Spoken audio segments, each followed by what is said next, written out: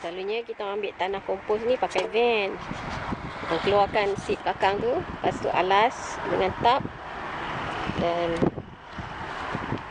dia dah ambil dah sikit.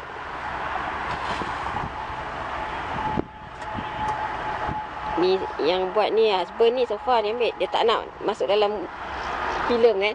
Jadi dapat tunjuk tanah je.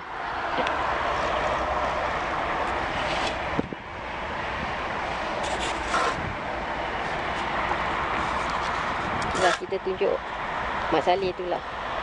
Yang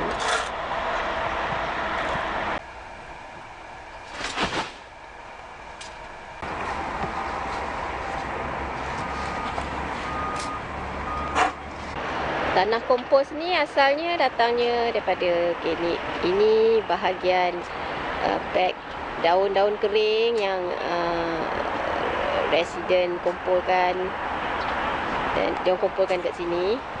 Lepas tu pokok-pokok, dahan-dahan pokok dan batang-batang pokok, mana-mana pokok yang tumbang semua hantar kemari lah batang-batang tu.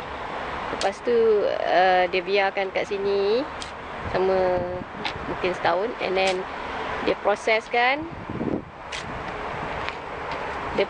and then dia campur tanah sikit, dan akhirnya jadilah tanah kompos ni. Okay, kita orang dah habis ni. Banyak ni je yang boleh ambil. Tak boleh ambil banyak sangat sebab hari ni tanah dia lembab sikit, jadi berat. Kalau berat sangat rosak van.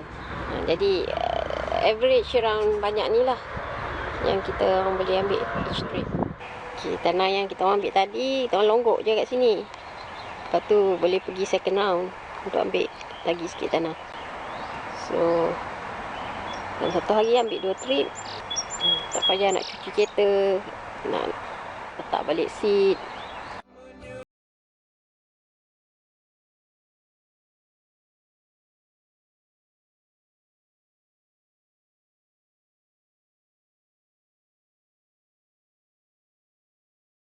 Mesin yang lama dah rosak. Ni pondok Pak Gad dia. Selalunya dia minta driver license ke proof of residency.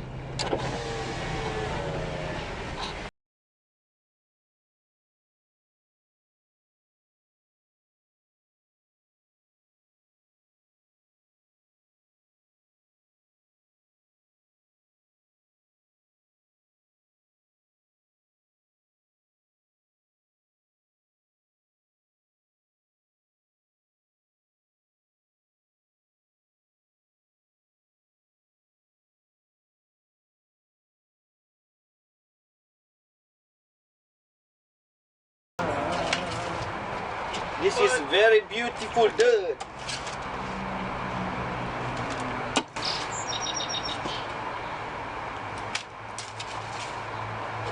Compose.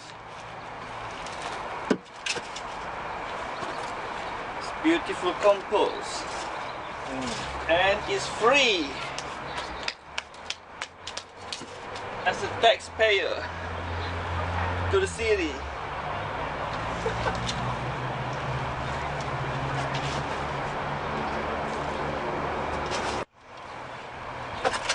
This compost empty.